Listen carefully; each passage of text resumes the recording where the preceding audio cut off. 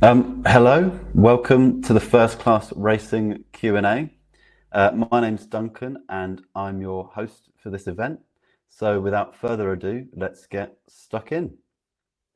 After reviewing 785 betting and other money-making systems and services over 16 years and giving only 91 a pass, that's about 1 in 10, independent reviewers Cashmaster reckon they could have found the answer to the question they're asked all the time. What is the best betting service? And it's Mel G's First Class Racing. And you can see why when since launch, Mel has made members 129%, doubling their money, kept up a 50% plus strike rate, which is twice as good as most other horse racing tipsters, and has proven a super low 20-point recommended starting bank can work. Today, we're going to chat to Mel to find out how he does it. We're going to cover Mel's betting history, including the decades he spent losing money, the specifics of his first class racing strategy, including running through a real recent selection so you can really understand what separates Mel from other tipsters. And then we'll ask him a bunch of other questions, including more about his strategy, betting on the horses, betting discipline, which he's a pro at, and whether his service is good for people new to betting. After that, we'll also give you the chance to join Mel and his happy members in the First Class Racing community if you'd like to do so. Before I bring on Mel, though, I want to share a couple of things with you to get you in the mood to meet him. They are the 4 things Cashmaster loves about First Class Racing, what a few other independent reviewers think of Mel and his service, and some glowing feedback from Mel's First Class Racing members. So, the 4 things Cashmaster loves about Mel's service are, mostly in their own words. Number 1, Mel's bets are truly selective, so when we get the green light, it's worth sitting down to watch. This is where Mel's legendary discipline comes in, which he does his best to help his members learn too.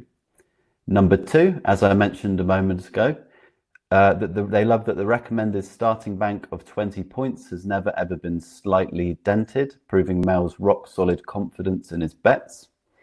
Number 3, they call Mel's write-ups for each bet superb, even the write-ups for bets he doesn't recommend taking. And number 4, they love that for the first time in years, it's not just about making a profit from the racing, which we do, but actually enjoying it too.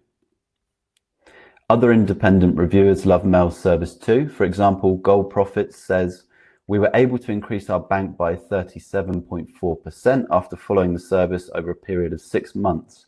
We were delighted to be able to give it a first class passed rating.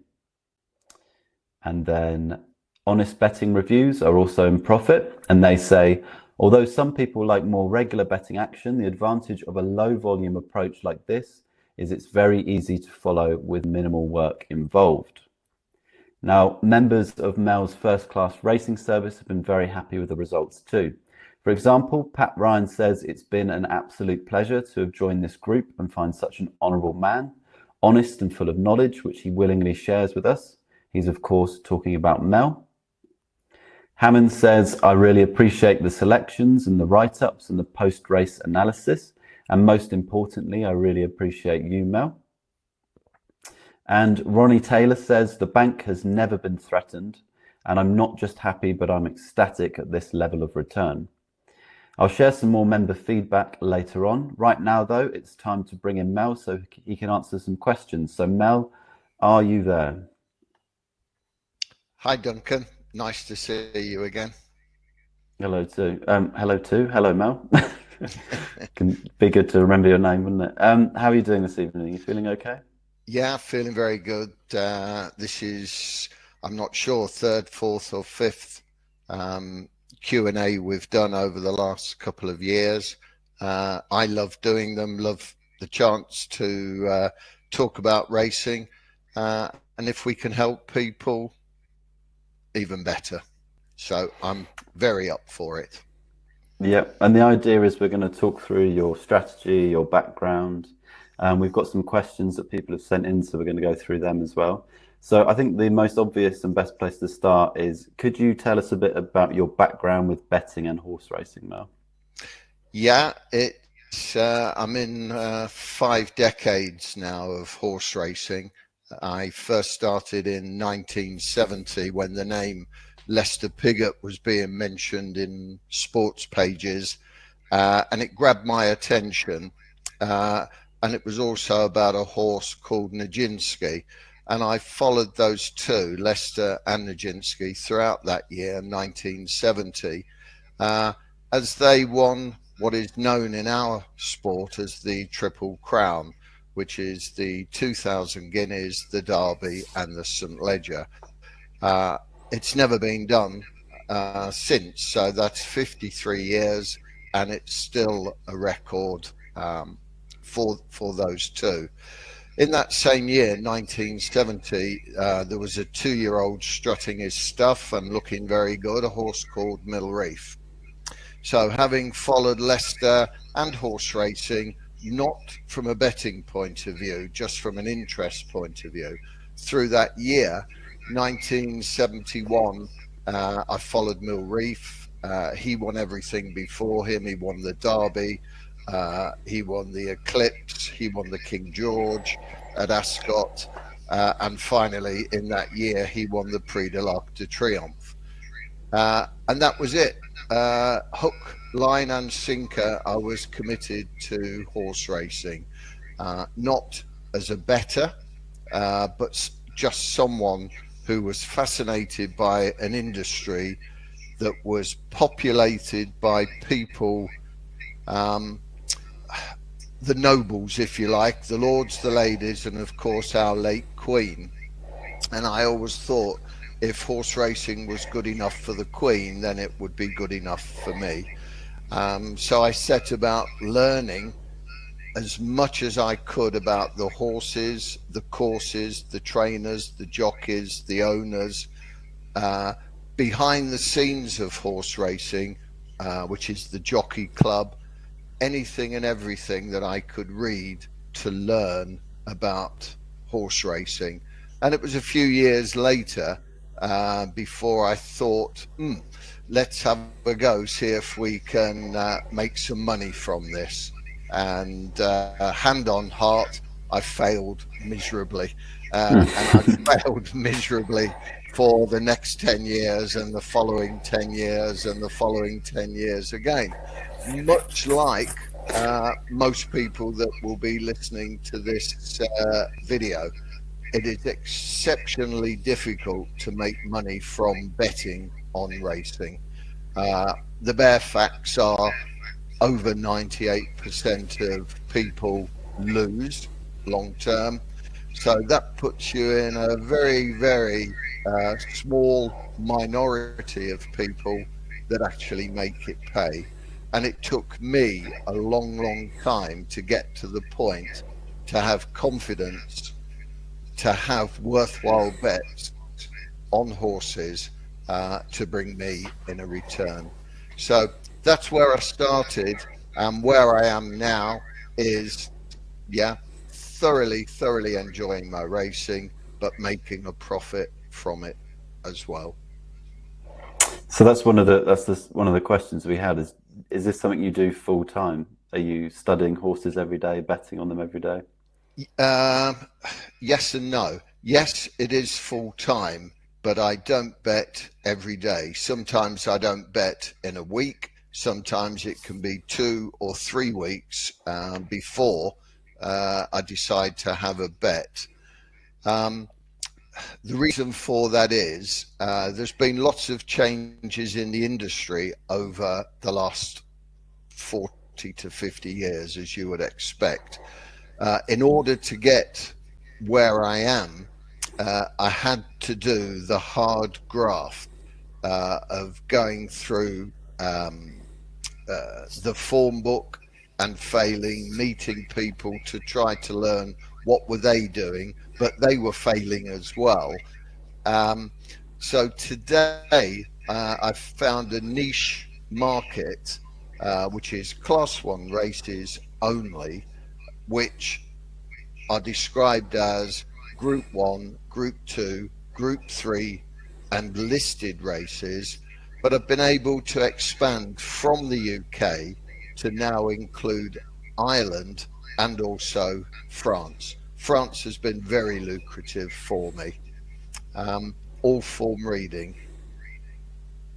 So the answer, So that's sorry, the answer is yes, I do it full time. But in the previous 40 years learning, I ran it as a hobby, part-time business alongside a full-time business. and that kind of you kind of started going into our next question there, which is what separates your strategy from other horse racing tipsters. And one of those things I think is the discipline to sit back and only bet when you really need to. So could you give people a bit more in-depth overview of your strategy and what you think separates it from other tipsters? Yeah, when I first started to try to make a profit from racing, I think, as with most people, you're looking at such things as handicaps. You're looking for the bookmaker that will give you 4 places or 5 places.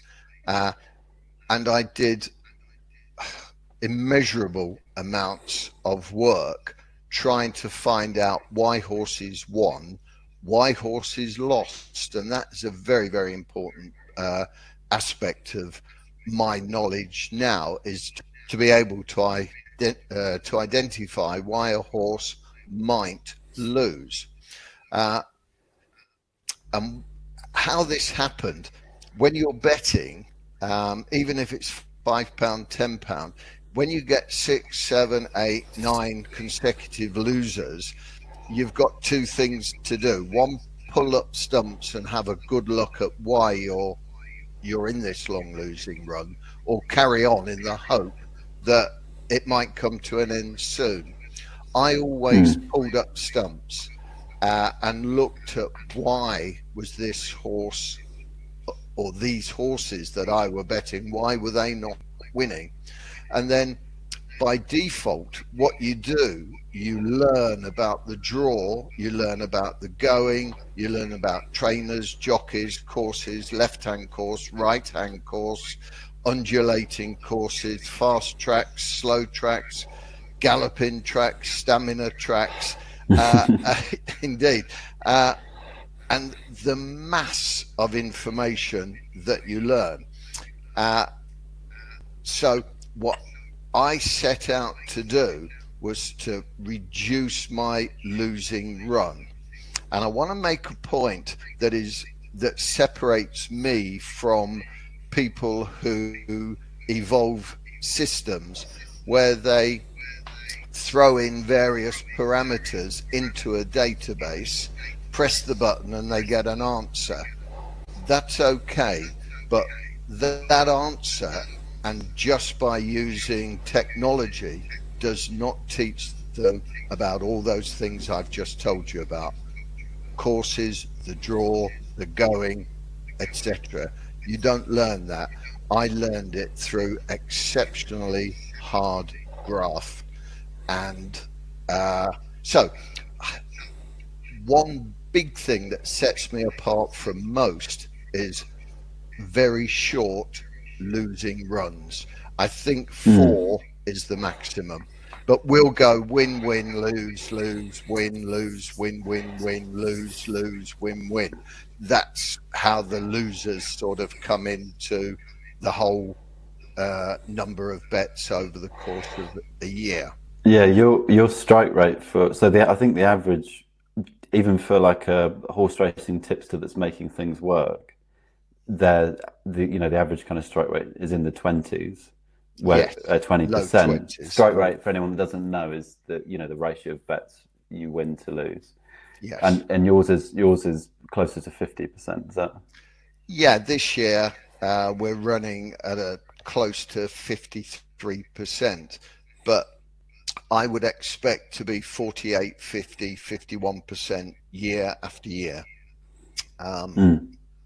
What I do is that good, and that gives you confidence then, obviously, to bet in worthwhile stakes, because when you're suffering long losing runs, your bets will only be £5, £10, because you have 15, 20 losers at £10 each. That's a lot of money to lose. And when you get to where I am and where my members are with First Class Racing, all of them have grown to 3-figure bets. So they don't want to be having 15, 20 losers, which is a regular occurrence for most tipsters. And I follow several tipsters to keep proving that what I'm doing is better than what they're doing. It shows your members have confidence in what you're doing as well. If they're I mean, I think people start with a staking amount in mind, and then when they have experienced your service for a while, they start, upping the stakes. And you've had some members in the service since the beginning, really, I think. Yeah, well over 2 years. What Josh did for me was make me have a trial by Telegram over 4 weeks, and we made all members. It was a free service leading on to First Class Racing, and what I said was, we will make a profit, and we did. And from that trial, I still have members of First Class Racing, so I'm very proud of that. I recommend that we have a 20-point bank, and that should be £1,000 bank. So new members will be starting with bets of £50. Some listening to this might be used to having £5 or £10 bets, but I would just say to them, how many bets in the week do you have? Do you have, I would suggest 15, 20, 25 or more bets a week. So you're already betting more than £50. So get yourself a bank and start doing it properly would be my suggestion. Yeah, just to reiterate, your strategy is low frequency. So it could be I think you averaged last year like a bet per week or something like that. That was the average, wasn't it? Yeah, it would be 1 bet per week on average. I think we had 54 bets last year. We've had fewer bets so far this year, but that has been determined by all the rain that we had November, December, January, where we had a selection, but then a meeting would be abandoned. There's nothing we can do about that. You just be happy in the knowledge that your money stays in the bank, ready for when you need it later on. This business, I promise you, is not all about having a bet. It's all about making a profit. And if you can make a profit from 54 bets in a year, be very happy. Yeah, we've got a question about betting discipline, but I'm going to ask you in a second. But first, I just want to, is there a recent bet example you could give, just to give people an idea of a real life example? So why did you bet on this horse? Yes, actually, only 3 days ago, we had a bet. It was in France. It was in Chantilly. People listening to this video, I would suggest, are horse racing people. So they will know of our Derby. They will know of our Oaks. Now, on Sunday in Chantilly, it was the Prix de Diane, which is the French Oaks. In my opinion, my interpretation of the form, there was only 2 horses that ought be able to win this race. And that's what I'm looking for all the time. I'm looking for a standout horse against the opposition. And of the 2 horses, again, in my opinion, we had between £4 and £6 in hand of the next one. And as they were all running off level weights, it made it a very good bet, in my opinion. I advised all members, as it was a Sunday, by around 9 a.m. in the morning, I gave them the name of the horse and the price to take. and 3-1 was available with 7 bookmakers, as I remember. So all members got on at 3-1 or very close to 3-1. The horse was called Blue Rose Sen. It won with the proverbial ton in hand, never under pressure, very easy winner. And they're now giving it plaudits with the likes of previous horses such as Allez France, because this horse won the Prix Marcel Bussac last year. It won the Poule de Police, which is the 1,000 guineas French version, and now it's just won the French Oaks. Absolutely outstanding horse, and we managed to get 3-1, and that was just 3 days ago. And it kind of reflect what you're saying about that horse reflects the name of the service and your strategy, doesn't it? It's, you know, that sounds like a first class horse, where it sounds like the racing is more predictable if all the circumstances are predictable, like the weather and all that kind of thing. Yeah, and that's something we watch closely, is the weather. It makes a huge difference. And here's another, just going back, the difference between my service, first class racing, and another. If you're using a system, I've never seen a system yet that takes into account the going.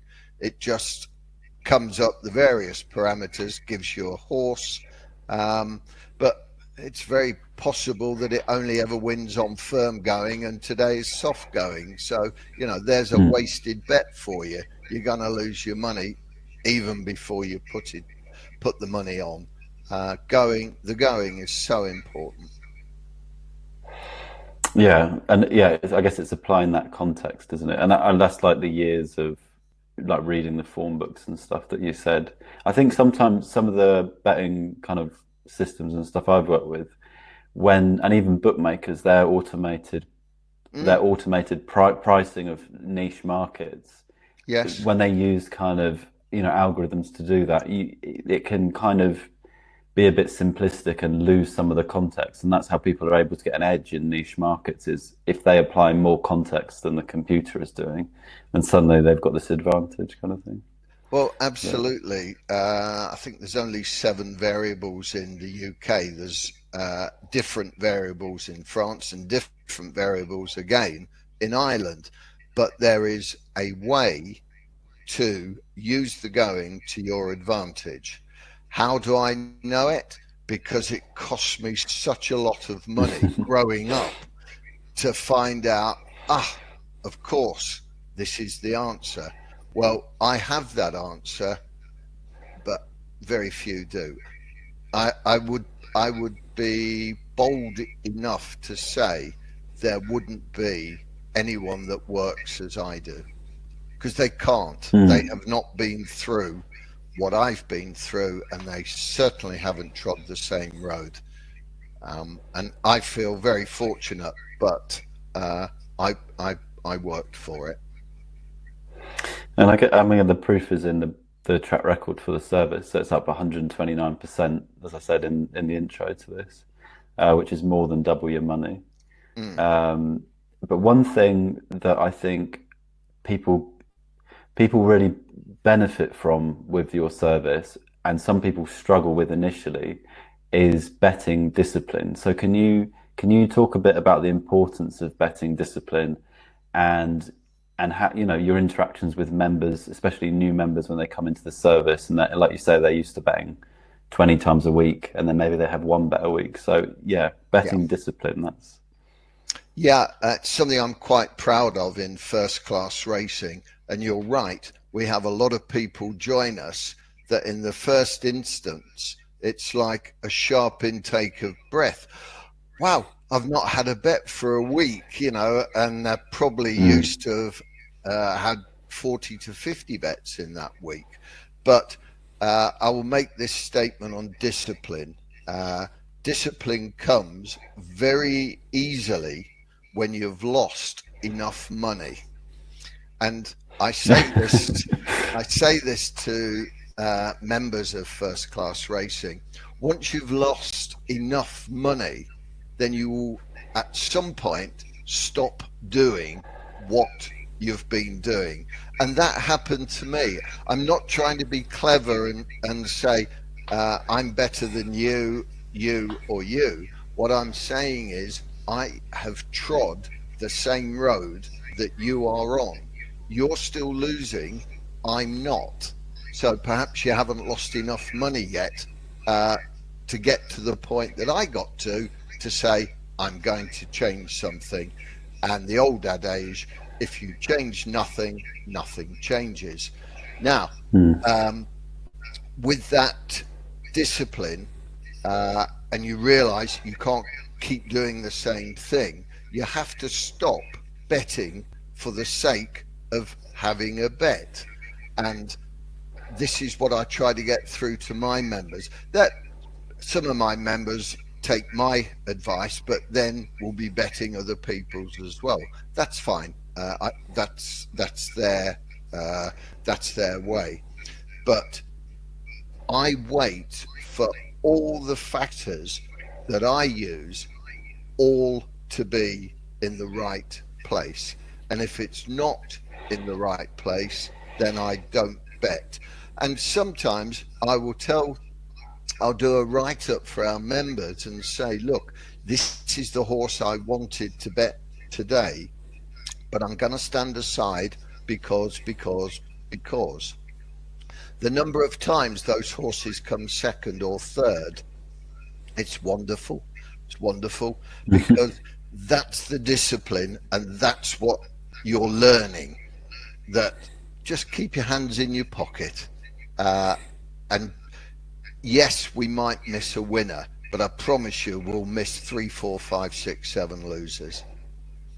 I think that's an important point to make about the services as well. Even though there might be one better week, you're sharing your analysis with members more frequently. And I'm part of the Telegram group, and I routinely don't look for a while, and then I've suddenly got 100 messages to read through. It's a very active group. People are older members that have been there for a while are really good at helping the newer members. Kind of instill that like idea of discipline and that kind of thing. But yeah, you're right up to really kind of reinforce that you've done the work, but just because you've done the work doesn't mean you need to put a bet on. It's kind of you're doing again, it's all down to discipline, isn't it? Yeah, it is. Because I've been where everyone who's watching this, either they've been or they're still there. And what will cost you money is having a bet, because you just can't let the horse run without putting money on it, and people will recognize and identify with that. Once you can stop doing that, that's a huge step towards becoming a profitable bettor. It's huge. Not easy, and I'm not trying to make this easy, but I can help people.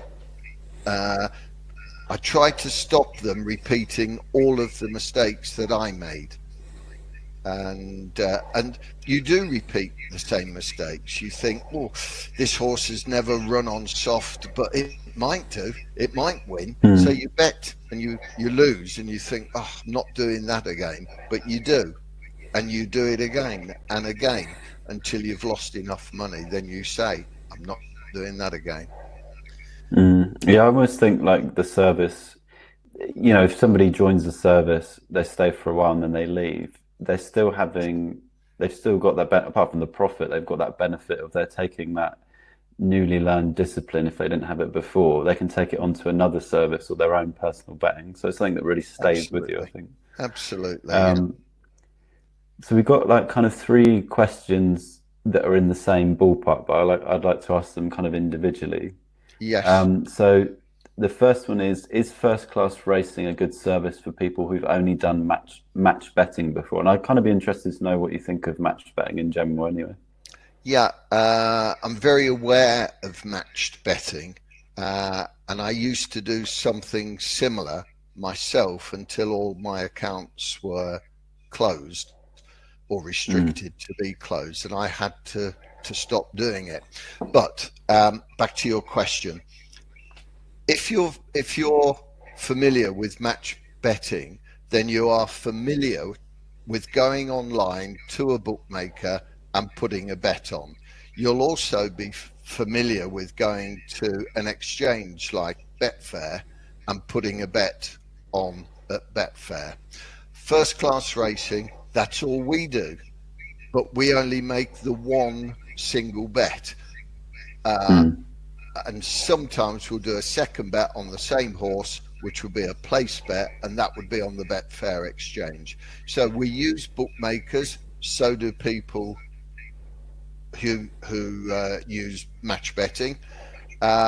We use the Betfair exchange, so do people who use match betting. So it would be a very easy move from one to the other. It would be seamless.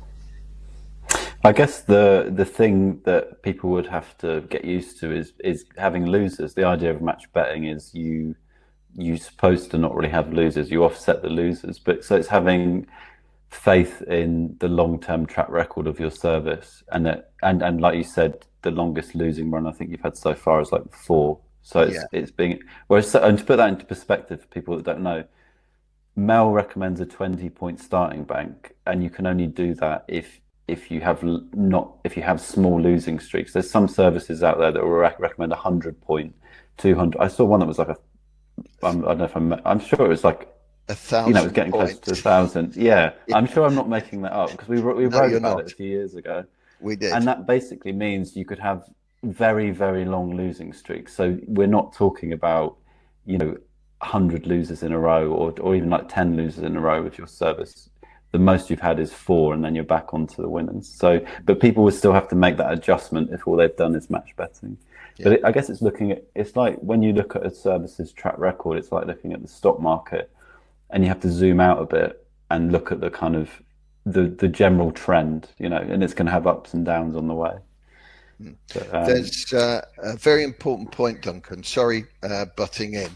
Going back to this 1,000-point bank, which quite right, you did find that, and you found one at 500 points as well. But if you have 1,000-point bank, for £1,000 bank, your stake is going to be £1. And I'm sorry, but you are not going to profit with £1 stakes. First class racing, with that same £1,000 bank, using a 20-point bank with £50 stakes, now we're starting to make money. And there's a massive, obvious difference there between what we do and what I will use the word, what shysters do. Anyone who's telling you to have 150, 200, 250 point bank, they are guessing, and they're guessing your money. Yeah, they're basically saying like, we haven't got confidence in the bets we're sharing with you. Not at all. Not at all. To put it bluntly. So the second group of people that I wanted to talk about whether first class racing might be suited to them or not is people that usually bet on the football.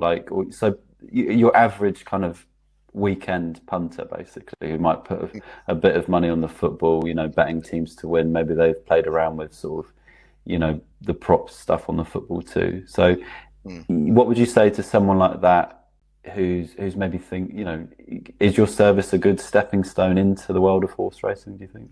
Yeah, to come into first class racing, you do not need to know anything about horse racing whatsoever. So if you're a regular football bettor, again, you are well versed in placing bets with bookmakers and probably on the exchange as well. So there's not a great deal of difference. The advice that I give when we're having a bet, I tell people the course, the time, the name of the horse, 1 point win usually, what the price is, where the prices are with the bookmakers, unless it's just generally available, and that's it. It's just a case then of going to one of the bookmakers that you have, go to horse racing, go to the course, the time. There's the horse's name. Place your bet. No different from going to a bookmaker's, hitting football, finding your match and placing whatever bet it is you want on football. So yeah, seamless it would be. And also, I think it's worth just saying that the track record and the odds that you give members, you've kind of said it twice already, but they're odds that are easy to get on. So they're not prices that when people go to get that same price with the bookmaker, it's going to evaporate. You know, it's not there, it's moved already. People can get on the prices you're recommending. Yeah. As I mentioned with the Prix de Diane race 3 days ago, there were 7 bookmakers all showing 3-1 and several others showing 11-4. So that's 4.0 or 3.75. So you're going to get the price or very close to it. I will never ever send, and I haven't, and I would not in the future, send out a price that one bookmaker has and expect everyone to get that price. I would drop down and take the next price, because all that's going to do is cause unrest. Now, we've got a lot of members.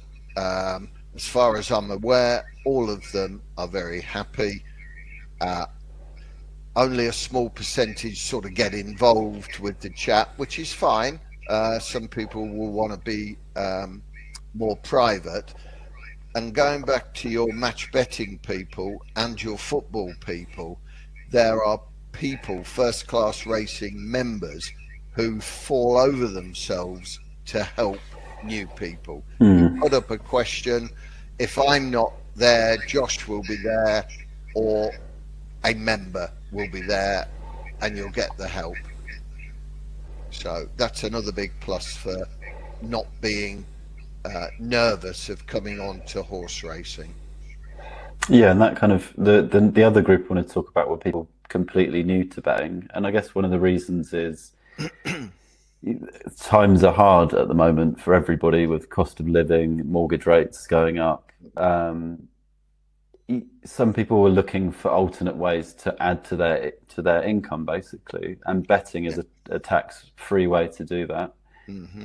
I guess, yeah, what are your thoughts about that? So what are your thoughts? Well, my thoughts are, I regularly remind members, and that's those that have been with me for over 2 years, or those that may have only been with me a month or two. I regularly remind them to have a bank that they are comfortable with, so that the bets that they are placing, they are not causing any stress, because we will have losers. It's got to happen. And I never shy away from that fact. If my strike rate is 50%, then 5 are going to win, 5 are going to lose, so to speak, every 10 bets. So you will have losers. If you don't put your bank in place, which is totally separate from your domestic needs, you are going to put pressure on yourself, and you're not going to enjoy the service. And I want people to enjoy the service, enjoy the horse racing, and enjoy making a profit. If you haven't got that bank, that won't happen. And I'd rather you not join. If you have got the bank separate from any call, then just stay disciplined, divide it by 20, and that will be your £50 per point. If you think, oh well, he's so good, I haven't got a bank, I'm going to put 150 on the first one and hope it wins. Well, it just might not win, but that's what people do, Duncan. I've seen it. I've been there myself, where I think, oh right, I haven't really got a bank, but if I put quite a bit on, I will have a bank. But they rarely win. And so you lose. So it's just a bitter taste in the mouth. and I don't want people to have that bitter taste. I want people to join with me and let me give them a chance of making a little extra income. But you've got to do your part as well. You've got to get your bank totally free of any call, and then just do as I say, basically. Because it's removing the emotion. If you're betting with money that you need to pay your rent, energy Oh, bills, whatever, the yeah, emotion attached to that is different to yeah, I've set this money aside and it's for yeah, my betting. yeah. It's my betting business essentially. If you want to treat it, well, if you care It about is a profit and business. winning, you want to treat it like that. Yeah. Yeah. So kind of you can't. Sorry, go on.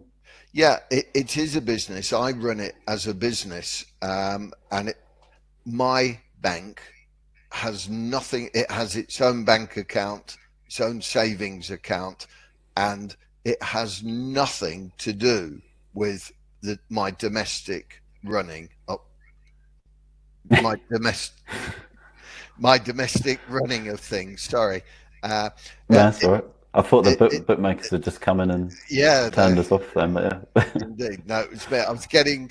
I get quite emotional here because it is a struggle for people.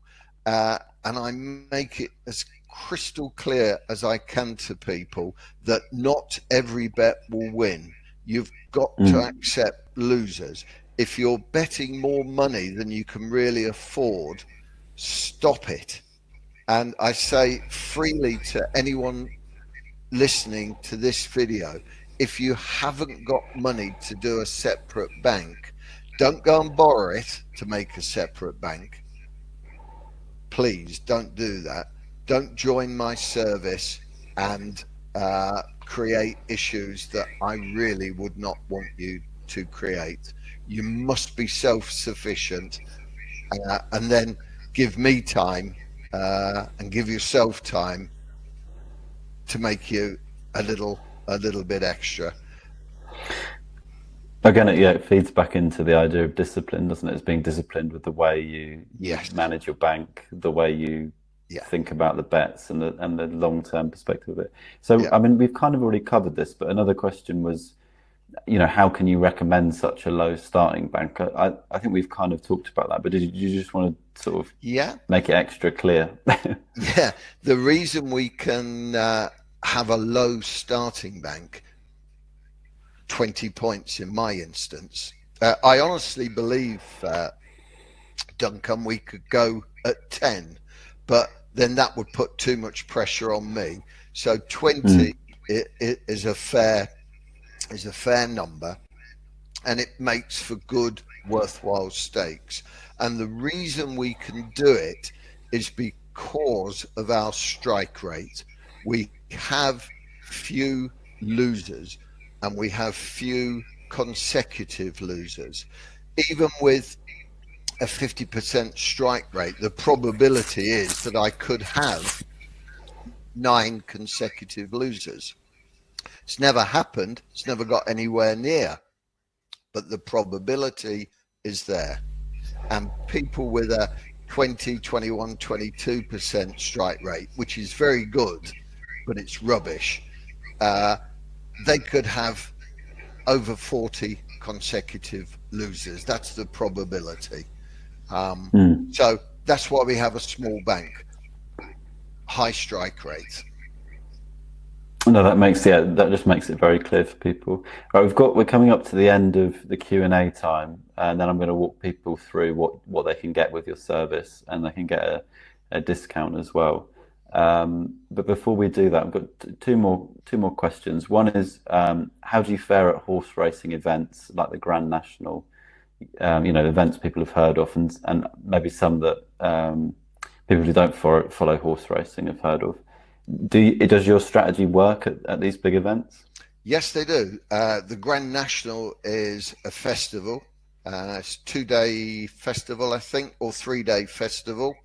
And within the festival, there will be 2 or 3 or 4 races, Class 1 races, that I can look at to see if there is a special bet for us. it's a smaller event than Cheltenham, obviously, and they're winter festivals, and throughout the summer, then we're blessed with almost a festival every fortnight, whether it be Royal Ascot, whether it be a later Ascot meeting. Newmarket has several festivals during the year. Newbury is another big place. York has a fabulous festival. And you say, how do I fare? Do I bet on the Grand National? Yes, I do, because our local pub do a sweep that costs a fiver. So I'll give them a fiver. I'll put my hand in the jar and I'll pull out a name. So there's my Grand National bet.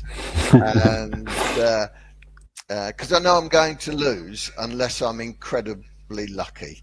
I think my last winner was Red Rum in 1977. So, I kid you not. It's such a tough race to win. And a piece of useless information, the first winner of the first ever Grand National was a horse called Lottery. So, and that's what the Grand National is. But within a festival, within the Grand National Festival, there will be races that I can look at. Doesn't mean I think I had one bet this year. Sorry, that was April, and it's so long ago. I can't remember how we fared. Whilst you're talking next, I might try and find it. But that's all right. Don't worry. But it's you would approach it like you would your normal. You wouldn't. It wouldn't bring. It's because it's a special event. Doesn't necessarily mean you're going to have a bet or not. It's just you're just looking for the same sort of parameters that you would be normally. So yeah. Absolutely, I would avoid betting in the Grand National. I would watch every inch of it and love every inch of it and enjoy it thoroughly. And I would have probably forgotten what the name of the horse was that I pulled out of the hat earlier in the week. But there's betting for profit, betting for I'm not going to say fun, because the bets are normally losers and there's no fun in losing. Bets for recreation, if you like. And there's a massive difference between the two. I am very, very happy watching a horse race with no money on it. And if it's a horse that wins that race, absolutely pulling a cart, I love it.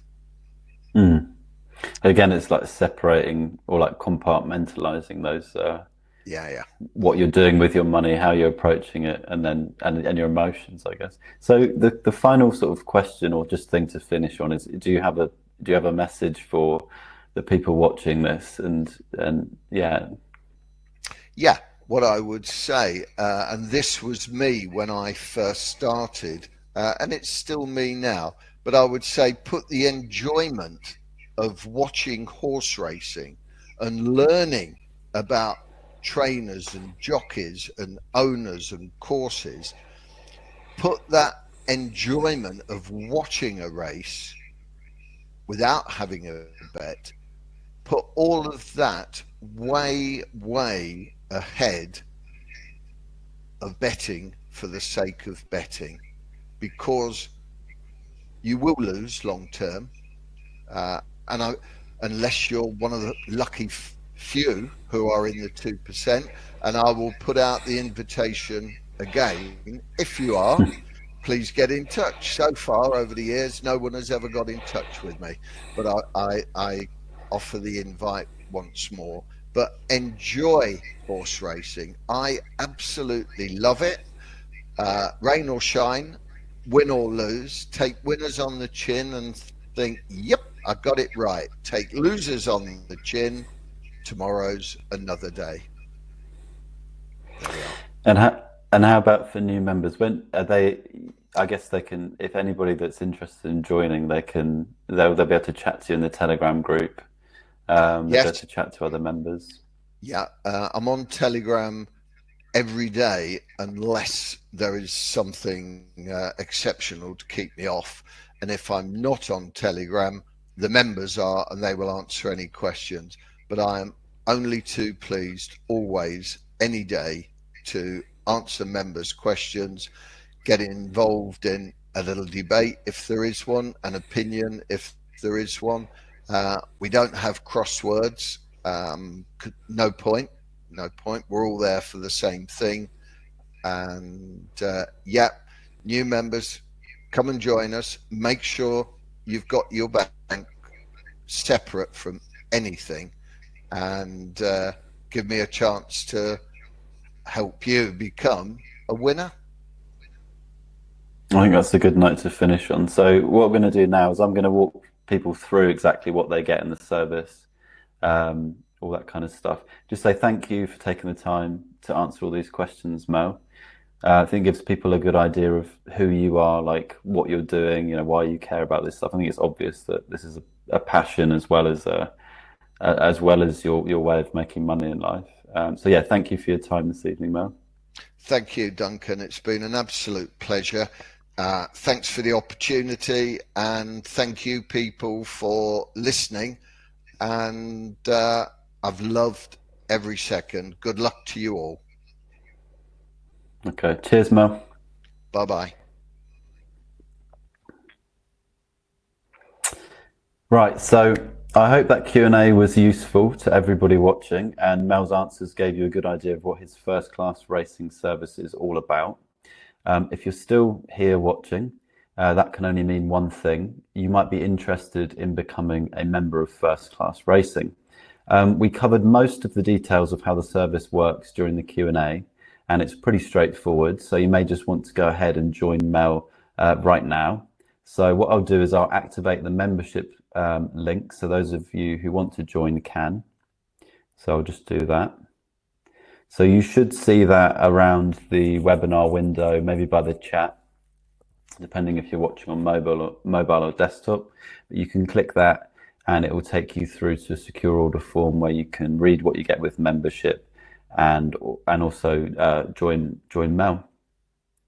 For those still on the fence, let me just get up my little slideshow. So for those of you still on the fence, over the next few minutes, I'm going to quickly break down the full details of membership, like I said. We'll cover what you get, recommended starting bank sizes, the price of admission, and why we're putting a 25-person limit on new memberships today. So without further ado, let's get stuck into that. You get two main things with your First Class Racing membership. Number one, Mel's tips, and number two, access to the First Class Racing Telegram community. First up, let's look at Mel's tips, which, just a little reminder, since launch have more than doubled his members' money.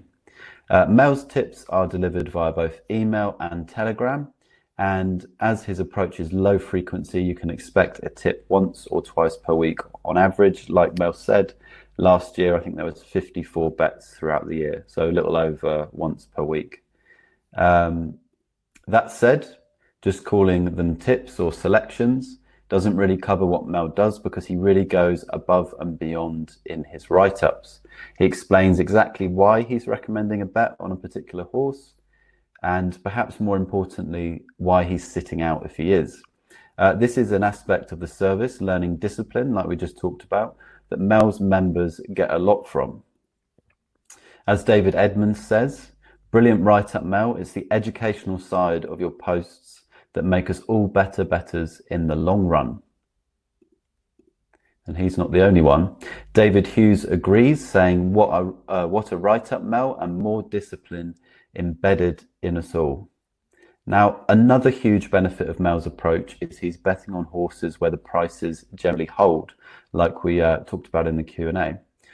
Member Chris Marlowe explains it well, saying, the good news is because we are backing in Class 1 races with more liquidity in the market, the prices hold for longer, which also, as we talked about, means the track record is realistic for the average punter. In fact, member David Edmonds says this is the most transparent service I've ever used. The published results spreadsheet is accurate and very closely mirrors what I have actually returned. So that's Mel's tips covered. In summary, you can expect thoroughly well-researched tips once or twice a week from Mel via email and Telegram, alongside regular write-ups where Mel explains his reasoning for getting stuck into an event or sitting out, and realistic odds the average punter can actually get on.